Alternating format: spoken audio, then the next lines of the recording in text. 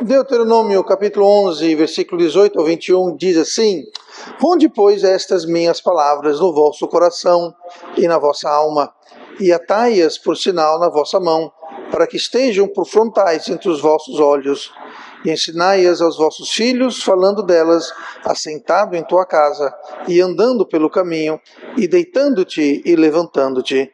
E escreve-as nos umbrais da tua casa e nas tuas portas, para que se multipliquem os vossos dias e os dias de vossos filhos na terra que o Senhor jurou a vossos pais dar-lhes, como os dias dos céus sobre a terra. Todos nós, a verdade, nós batalhamos no íntimo das nossas vidas, na parte mais reservada, a parte mais privada. Eu me refiro à nossa mente, aos nossos pensamentos, que compõem parte da nossa alma. Nós podemos, inclusive, projetar uma certa serenidade exterior, uma certa compostura externa, mas interiormente nós lutamos com pensamentos que podem ser de dúvida, pensamentos que suscitam dúvidas e medo, pensamentos que são inquietos ou geram uma inquietude no nosso coração, pensamentos sombrios que muitas vezes podem nos levar a um caminho de ansiedade ou até mesmo depressão. E também pensamentos pecaminosos, tentações de fazer coisas e planos que contrariam a palavra de Deus. E nossas vidas são de fato governadas por os nossos pensamentos. Como nós pensamos, assim nós seremos. É isso que a Bíblia nos ensina. Então, sendo nós governados pelos nossos pensamentos, esses pensamentos são deixados desgovernados, deixados livres a percorrer. O que acontece é que esses pensamentos serão geradores de caos em nossas mentes. Como eu disse agora, gerando dúvidas, inquietudes, medo. E isso vai então refletir num caos exterior. O caos que aquilo traz no nosso pensamento, o caos gerado em nossa alma, aquilo vai se transformar, vai ganhar vida e vai se transformar em caos, inquietude, falta de paz na nossa vida externa. Começa no coração, começa no pensamento, mas vai acabar ganhando vida. Há uma prática até hoje, uma prática judaica, que é usar o tefilim. Tefilim, ele se refere aqui no Deuteronômio 11 que nós lemos, mas basicamente você tem uma pequena caixa e dentro dessa caixa você tem a palavra de Deus, partes da palavra de Deus. Essa caixa ela é presa a umas, não são bem cordas, são mais umas fitas, e essas fitas então elas são amarradas na sua mão, muitas vezes ao redor da cabeça, ficando ela aqui na testa. E os judeus usam isso e eles passam muitas vezes o dia inteiro, ou certos episódios, certo tempo durante o dia, mas eles fazem isso. A referência é justamente o versículo 18. Ponde, pois, estas minhas palavras no vosso coração e na vossa alma. Então, a intenção é ter as palavras no coração e na alma. É lá que residem os pensamentos. E aí diz, e atai-as por sinal na vossa mão, para que estejam por frontais entre os vossos olhos. Então, na mão e aqui na testa, entre os olhos, até hoje. Inclusive, eu não sei se postei no grupo, quando nós estava indo ainda, saímos de Maceió para São Paulo, Nova York para Indianápolis, mas em Nova York, onde tem um grande número de judeus, lá no aeroporto, tempo eram umas 3, 4 horas, então a gente estava sentado, tomando café, alguma coisa, e uma certa hora os judeus eles se tornam a Jerusalém, e eles então fazem suas orações, e justamente nessa hora você vê que eles amarram aquilo nas mãos, aqui no parte de cima da mão, também na cabeça, fica aqui, e eles então fazem as suas orações, geralmente fazendo essa movimentação aqui assim, como eu estou fazendo. Pode ver que eu tive aula para fazer isso, mas enfim. Mas é isso aqui que está se referindo. E isso é o tefilim, justamente essas caixinhas que eles amarram na mão e nos frontais, como lemos aqui em Deuteronômio 11 e versículo 18. Então, isso aqui, amarrar essa caixa, ela é uma analogia, uma representação externa espiritual. O mandamento foi colocar estas minhas palavras no vosso coração e na vossa alma. Mas aí diz, e atai-as por sinal nas mãos e entre os olhos. Então, aquilo é um pouquinho, eu não quero confundir ninguém, aquilo não é batismo, mas, por exemplo, o batismo, o que ele faz? O batismo, ele é uma representação externa de uma condição interna. Você é salvo internamente, você nasceu de novo, e você externaliza aquilo no batismo, que acontece uma vez, tá? Uma vez só, mas é isso que eu estou falando aqui, é uma simbologia, uma analogia que fazem de amarrar a palavra de Deus para que possa então ter no coração e na alma as palavras de Deus. Então, o objetivo aqui aponta a uma verdade divina, que é de ter uma mente santa e focada.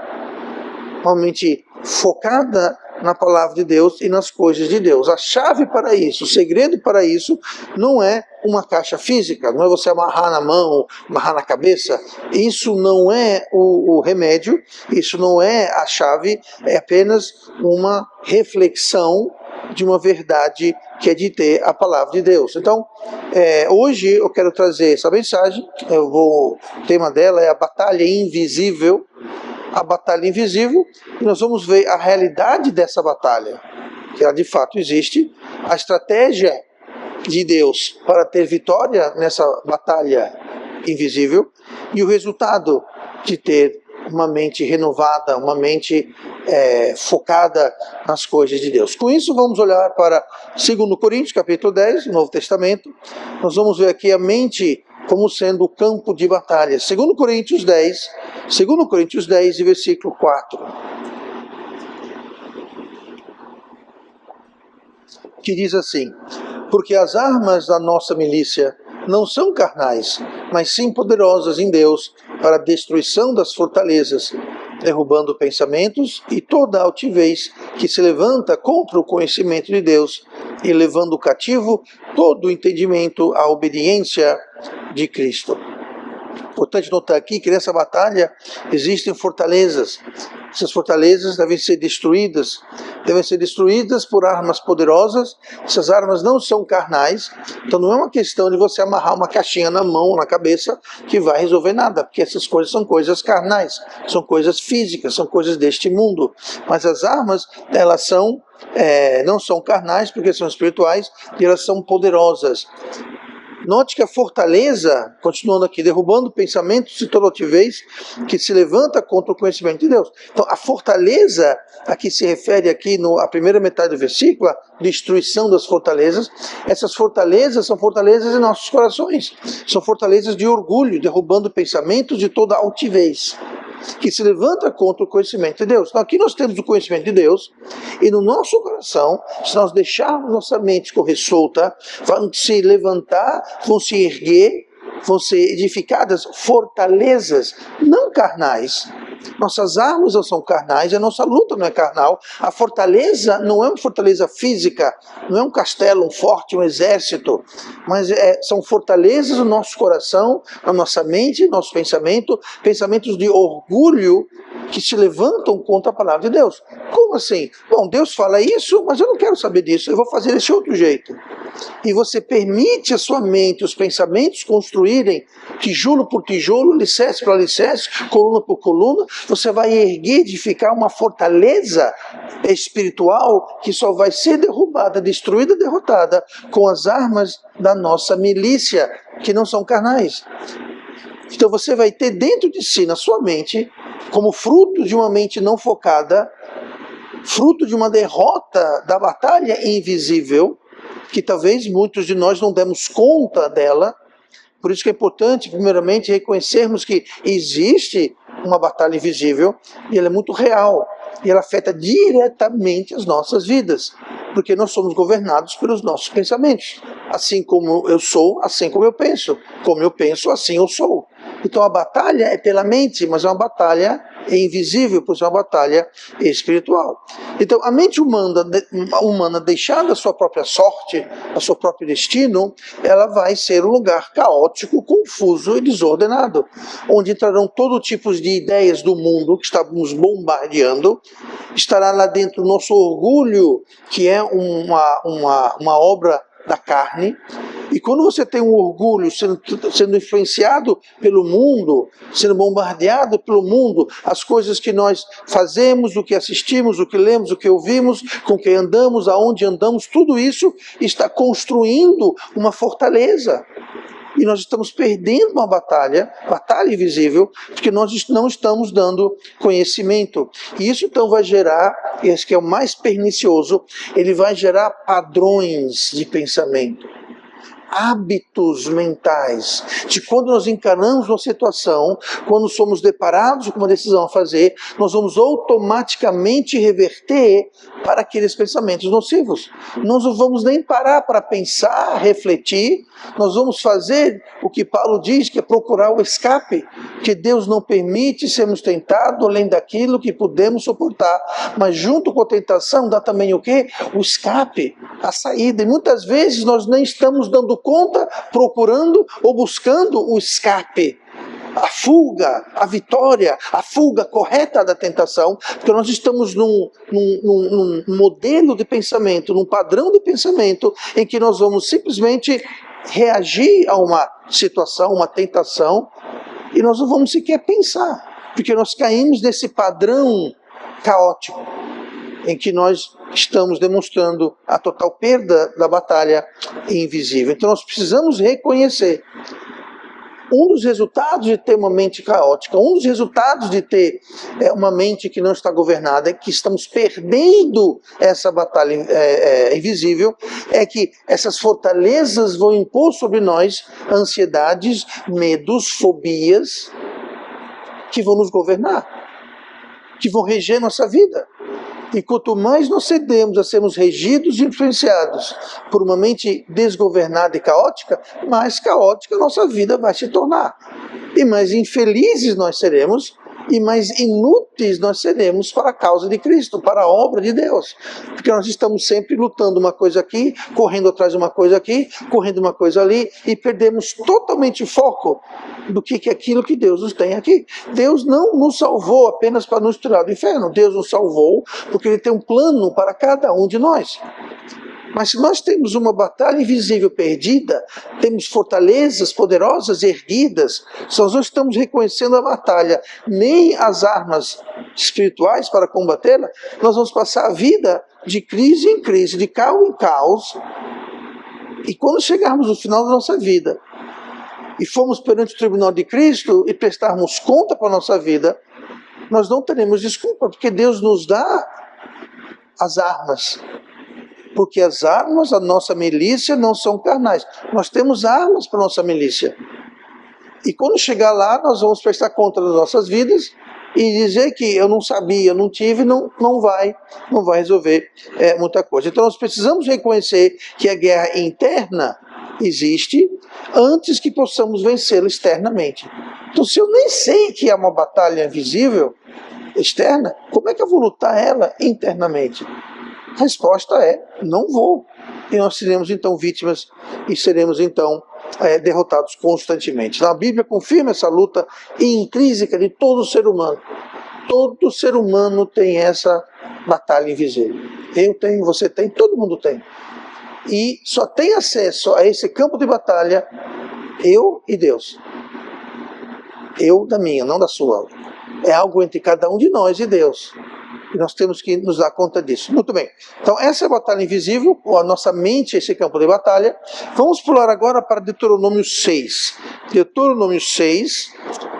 A gente leu Deuteronômio 11, vamos para Deuteronômio 6 e vamos olhar no versículo 6 e 8 para ver a estratégia, a tática para sermos vitoriosos nessa batalha invisível. Deuteronômio 6, versículo 6 diz assim: E essas palavras que hoje te ordeno estarão no teu coração, e as ensinarás a teus filhos, e delas falarás, assentado em tua casa, e andando pelo caminho, e deitando-te e levantando-te. Também as atarás por sinal na tua mão, e te serão por frontais entre os olhos. Espere um pouquinho o texto de antes. Quero que você olhe aí. Eu fui para esse texto porque ele usa uma palavra interessante. No final do versículo diz assim: também as atarás. Essa palavra atarás é a palavra cachar. Essa palavra cachar é um verbo, tá? E ela é muito interessante, muito importante, fundamental, porque essa é a estratégia que Deus utiliza. Então, a vitória dessa batalha invisível não é usar força própria para suprimir, apagar, erradicar, abafar esses pensamentos caóticos, esses pensamentos sombrios. A solução não é você suprimir, não é você tentar ignorá-los, não é tentar abafar. A vitória está justamente em você substituir esses pensamentos com a palavra de Deus. Quando nós nascemos de novo, nós temos que entender que a vida cristã não é uma vida de subtração, é uma vida de substituição. Quando você é salvo, nós devemos cortar certas amizades. Quando você é salvo, nós devemos deixar de frequentar certos lugares. Nós devemos deixar algumas coisas, mas não é só subtrair, nós temos que substituir. Então, quando nós somos salvos, nós deixamos as amizades do mundo e nós substituímos com os irmãos. Amizades divinas. Nós tiramos o entretenimento do mundo e substituímos com o entretenimento cristão, saudável. Um entretenimento que não depende de bebida alcoólica, de drogas, de bagunça, de alvoroço, esse tipo de coisa. Então é uma questão de substituir. O grande erro, muitas pessoas que se convertem, elas subtraem. Bom, eu vou cortar minhas amizades do mundo, mas ao mesmo tempo não faz novas amizades. Eles retiram algum lazer, divertimento que tinham do mundo e não substituem com nada. Eles só subtraem. Essa não é a solução. A solução é você substituir. E aqui que está falando, esse princípio vale também para os nossos pensamentos. Então nós temos que substituir. E o sentido aqui, essa palavra cachar, é a palavra atar. A palavra atar, ela significa tecer junto. Ela não quer dizer, aqui está dizendo atar. No português, atar quer dizer amarrar, junto a. Mas essa palavra não é amarrar no sentido que você amarra um cavalo numa árvore, ou você amarra uma bicicleta num poste. Não é o sentido de amarrar, é o sentido de tecer, como um tecido. Você pega um tecido é o quê? O nome tecido é porque vem do verbo tecer, que é o quê? Você pega linhas finas e você vai tecendo uma linha sobre outra linha e você tem então um pano material de linho, de algodão, de enfim, qualquer tipo de material, mas ele é tecido. Você pega um pano, você não vê, é uma coisa só, mas aquele pano não é uma coisa só, aquele pano são muitas e muitas fibras, fios que são entrelaçados, que são tecidos. Isso significa essa palavra atar. Também as atarás por sinal na tua mão. Então aqui essa palavra atar não quer dizer literalmente você fazer isso, porque é impossível você tecer a sua mão com aquela caixinha com a palavra de Deus. Isso é possível, mas o sentido aqui é que nós devemos tecer em nosso coração, tecer em nossa mente, usando fios nossos pensamentos. Nossos pensamentos, nosso raciocínio, nossa lógica, ele deve ser tecido, interlaçado com a palavra de Deus. Então tudo que nós pensamos, fazemos, decidido, deve estar interlaçado, temperado, saturado com a palavra de Deus. Como fazemos isso, pastor? Externamente, analogicamente, simbolicamente, nós temos na Bíblia, você vai amarrar uma caixinha que contém a palavra na mão e na testa. Mas isso é uma simbologia. Nós temos que integrar a palavra de Deus de modo íntimo, de modo bem próximo. Algo que muitos crentes falham em fazer. Então, essa palavra cachar, que é atar, significa tecer junto. E não se trata de algo superficial. Não se trata de você decorar versículos. Nada contra decorar versículos, você deve decorar versículos, mas aquele versículo deve ser algo que vai aplicar na sua vida. Por isso que a Bíblia fala, a tua palavra escondi no meu coração para não pecar contra vós. Agora, o que quer dizer esconder a palavra no coração? A palavra decorar, ela significa colocar no coração. Decorar vem de coração. Então, decorar significa colocar no coração. Você sabe aquilo do coração. Mas muitas vezes o decorar é só de boca. Nós sabemos recitar, nós sabemos regurgitar um versículo, nada de errado com isso, mas aquilo não foi interlaçado, aquilo não foi saturado, não está saturando, não está influenciando os nossos pensamentos e, consequentemente, as nossas decisões, a nossa vida. Então é muito importante que nós aprendamos a fazer esse atar, esse tecer, e para isso não tem outro jeito a não ser de você ler a palavra de Deus, você escutar a palavra de Deus, você ouvir a mensagem da palavra de Deus e você aceitar a palavra de Deus como sendo a palavra de Deus. Isso aqui não é um livro comum. Isso aqui não é algo da Igreja Batista Metropolitana, não é algo de um grupo de pessoas. Isso aqui é a palavra do Deus vivo. É uma palavra eterna, é algo que existe antes da criação do mundo, é a pura verdade e é a personificação de Cristo. Então, quando nós lemos a palavra de Deus, nós temos que ler não como sendo mera palavras, mas como sendo, como Jesus falou, as palavras que vos falo, elas são espírito e verdade. Então aqui nós temos espírito destilado em forma física, digamos assim. Então, tendo essa tecedura íntima acontecendo na nossa consciência, ela vai se tornar unida, fundida, tecida à vontade de Deus. Aí você fala, mas peraí, pastor, mas isso é possível? É possível a gente absorver, interlaçar a palavra de Deus para que influencie e governe os nossos pensamentos? Bom, a palavra diz que sim. Lá em Filipenses 2, versículo 5, se você quiser ir lá rapidinho. Filipenses 2, versículo 5, diz assim: de sorte que haja em vós o mesmo sentimento que houve também em Cristo Jesus. Essa palavra sentimento, a priori, no português, nós temos a ideia de que se fala de emoções, de sentimento. Né? E é isso, porque nossos sentimentos, adivinha, são afetados pelos nossos pensamentos. Você tem pensamentos felizes e contentes, você vai se sentir feliz e contente. Alguém chega para você, ele dá uma má notícia, você vai ter pensamentos ruins e você vai ter sentimentos ruins.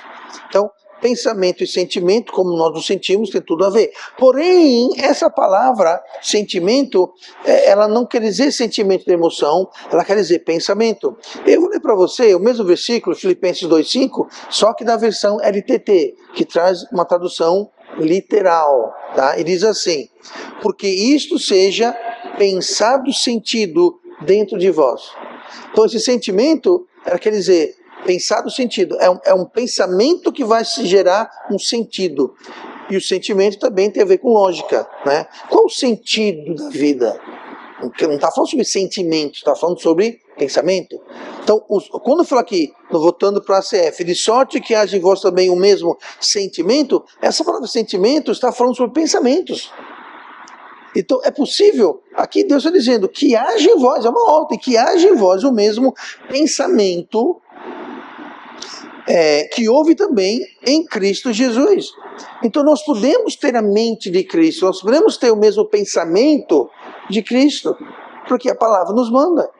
Então isso é uma realidade que nós temos que entender. É possível ter o pensamento, nosso pensamento saturado, tecido, entrelaçado com a palavra de Deus, a tal ponto que eu tenho o mesmo pensamento e sentimento que houve em Cristo Jesus.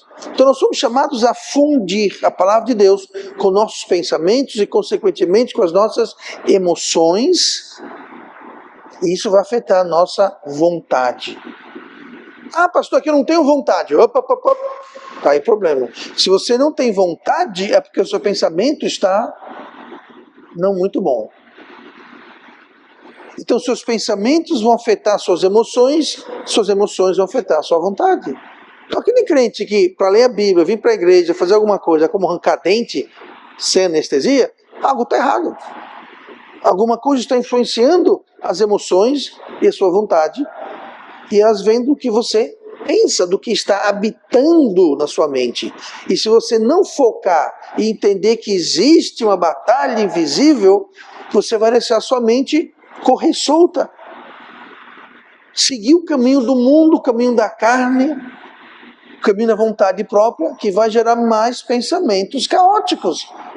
E nós vamos buscar refúgio e conforto aonde? Em pensamentos caóticos. Eu já sei o que eu vou fazer. Aí, famosas últimas palavras. Nós não devemos pensar, eu já sei o que eu vou fazer. Feliz é o crente que diz, eu não sei o que fazer, mas eu sei onde conseguir a resposta. Bom, isso é receita para a vitória. Agora você fala, eu não sei o que eu faço, eu já sei o que eu vou fazer, a coisa não está boa, eu estou sem paz, eu estou aperreado, eu estou temeroso, eu estou preocupado, eu sei o que eu vou fazer. Não, você não sabe, eu não sei, nós não sabemos, mas nós temos um Deus que sabe e que deixou tudo aqui direitinho explicado. E se nós colocarmos essa palavra e fundirmos, interlaçarmos, tecermos, saturarmos os nossos pensamentos com a palavra, os princípios de Deus, nós vamos ter então aquela paz que supera todo entendimento. Nós vamos ter direção para os nossos passos. Nós vamos ter a bênção de Deus e nós vamos fazer a sua vontade. Com vontade. Com vontade. Deus não quer ninguém fazendo a vontade dele na marra. Não é para você fazer a vontade de Deus forçado. Não é assim que Deus trabalha. Ele quer lhe dar a vontade. Ele quer efetuar o fazer e o desejar. Ele quer isso. Como? Está aqui o como. Ah, pastor, tudo isso é Bíblia. Bem-vindo. Se não percebeu ainda, está na hora. A nossa vida é centrada ao redor e em cima da palavra de Deus. Isso aqui não é uma decoração. Isso aqui é casa. Isso aqui não é um apetrecho, um adorno. Isso aqui é tudo. Isso aqui não é um petisco. Isso aqui é a refeição principal. A guiar, liderar a nossa vida. Então a receita é medite, concorde e afirme. Afirme quer dizer aplique. Medite, concorde. É interessante. Eu falei agora há pouco sobre decorar. Não é? Decorar, decoração. O que é concordar? Você está com o coração com o coração, concordar. É você ter o seu coração naquilo. É você crer naquilo, você acreditar naquilo de coração. Então devemos concordar e afirmar, e a palavra de Deus então, ela vai liderar, vai guiar, vai forjar as nossas emoções e vai governar os nossos pensamentos. Aí de repente, você já está quase que instintivamente fazendo ou deixando de fazer algumas coisas. Por quê? Porque agora seus pensamentos são governados pela palavra de Deus. Quando vem a tentação, você não precisa ficar, devo ou não devo. Mas, não, pronto. Você não vai precisar parar, pensar, raciocinar, orar, jejuar.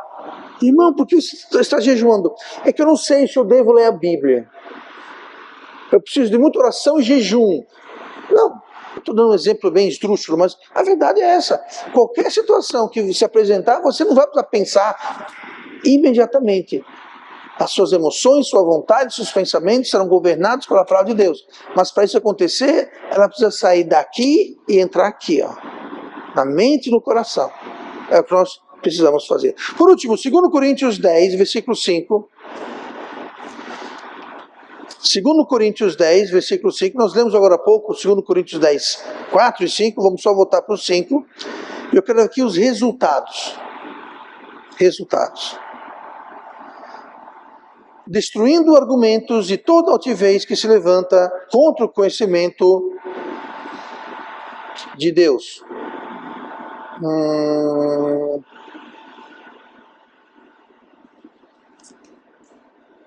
E levando cativo todo o entendimento à obediência de Cristo. Muito bem. Essa palavra argumentos que nós lemos aqui, destruindo argumentos a toda altivez, ela é a palavra grega logismos. Logismos, ela vem de logos, que quer dizer palavra ou lógica, raciocínio, e ela quer dizer entendimento ou pensamento. Entendimento ou pensamento. A palavra entendimento, ela é a palavra grega noema, que significa percepção e também quer dizer pensamento, mas é o pensamento que está ligado com o que você está se apresentando a você. É o seu entendimento do que está acontecendo, que está ao seu redor. É uma percepção prática. Enquanto o argumento já é um pensamento, mas ele é mais, digamos, teórico. É interno. Noema é algo que reage ou se apresenta ao estímulo externo, uma situação, uma tentação, enfim. Então, ambos estão falando sobre o quê? Pensamento, que é justamente o campo de batalha, o campo da batalha invisível. Eu vou ler esse versículo, só que na versão LTT, só para dar uma ideia do que está falando. Diz assim: aos raciocínios da imaginação, destruindo, e a toda altivez que está se levantando contra o conhecimento de Deus, e levando cativo todo o pensamento para a obediência de Cristo. Então é possível você levar cativo. Então, aqueles pensamentos caóticos, sombrios, que geram medo e dúvida, você pode cativá-los. Você pode literalmente falar, não. Você desliga eles. Nós não precisamos ser vítima de uma mente solta, caótica. Nós podemos levá-los cativos, colocar numa jaula e falar, quieto. Mas se você não está saturando a sua mente, a jaula abre e sai e começa a gerar aquele caos em nossas vidas. Então, ao tecer a palavra de Deus aos nossos pensamentos, o resultado ele é transformador para as nossas vidas. Ele vai revolucionar, porque revolucionando seus pensamentos, aquilo vai ter um efeito de transformar, revolucionar as nossas vidas, nossas emoções e as nossas decisões. Nós vamos poder pensar com os pensamentos de Deus, enxergar com a perspectiva de Deus e vamos agir e sentir de acordo com a vontade de Deus. E quando nós estamos agindo e sentindo com a vontade de Deus, então nós estaremos fazendo a vontade de Deus. Sem nem estar se perguntando, será que eu estou fazendo a vontade de Deus? Isso não vai se levantar, porque você estará, digamos, em piloto automático. Você estará sendo guiado pela palavra de Deus que você teceu junto aos seus pensamentos. Porque nossas vidas são governadas pelos nossos pensamentos, muito mais do que nós talvez gostamos de admitir. Tudo que você coloca aqui, tudo que você não colocou, mas permitiu entrar aqui, vai influenciar suas emoções, suas vontades, seus desejos, tudo. Por isso que a Bíblia fala, guardai acima de todas as coisas que você deve guardar, guardai o quê? Coração. Porque dele fluem o quê? As fontes, todas as fontes da vida. Então, guardar o coração é essa batalha invisível. Então, se a gente nem se dá conta que ela existe, nós já perdemos a batalha. Então, precisamos estar a par. E nossa vida, então, será transformada. Uma mente cheia, saturada com a palavra de Deus, com a Escritura, uma mente que fica alerta, sóbria, não está de brincadeira, não é sombria, é sóbria, séria. É uma mente cheia de esperança e não uma vida, uma mente que está sempre olhando para o fundo do poço. E as nossas ações irão naturalmente, então, fluir para a vontade de Deus para cada um de nós. Resumindo, não deixe sua mente vagar sem rumo. Isso é o natural. Deixa correr. Ir com a correnteza. Ir com toda onda, todo vento de doutrina. Vai, ela vem.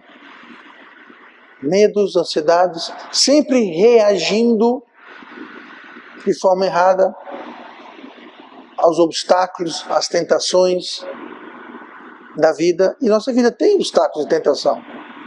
Mas existe o meio correto e o meio errado de reagir. De forma bem prática. Escolha um versículo na Bíblia. E passe essa semana toda. Viva nele. Como assim, pastor? Passe o dia pensando nele, repetindo, mastigando, meditando, se perguntando como isso se aplica. Quais as ramificações disso?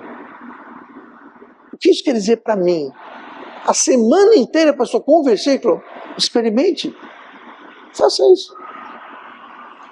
Tem caldo de cana, eles pegam a cana, né? Passa pelo espremedor, aí eles fazem o que depois?